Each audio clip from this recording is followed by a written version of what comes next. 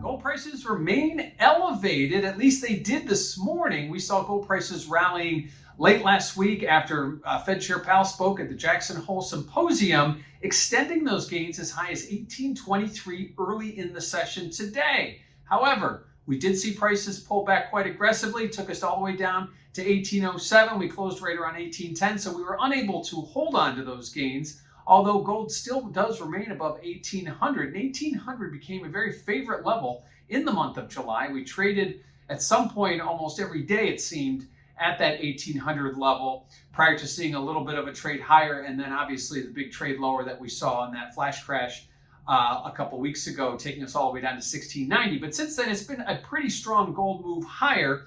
And today we just saw a bit of a pullback. Could have been some profit taking. Likewise, it could have been just that fear of missing out in equities, which seem to be on fire again. Equities moving higher, maybe stealing away some of that allure. Typically, when we talk about what takes away from gold, we're talking about higher treasury yields. Well, that didn't happen today. Treasury yields were lower. We talk about higher cryptocurrency prices. Well, that didn't really happen, although cryptocurrencies have made a bit of an aggressive run higher recently and holding near levels we haven't seen since mid-May. So at this point, that may be part of it. But the other big variable is going to be the dollar. And the dollar has been going lower. So as we saw gold prices go higher on Friday, coupled with a lower dollar, today the dollar was relatively flat.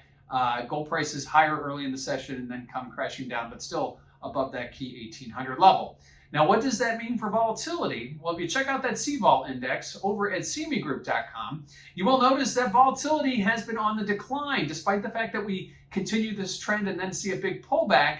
As we gravitate and sort of use that 1800 level as a magnet, the market seems very comfortable. And again, if you're spending almost an entire month at that level, the market may be using it as a place to coil, looking for that next catalyst event.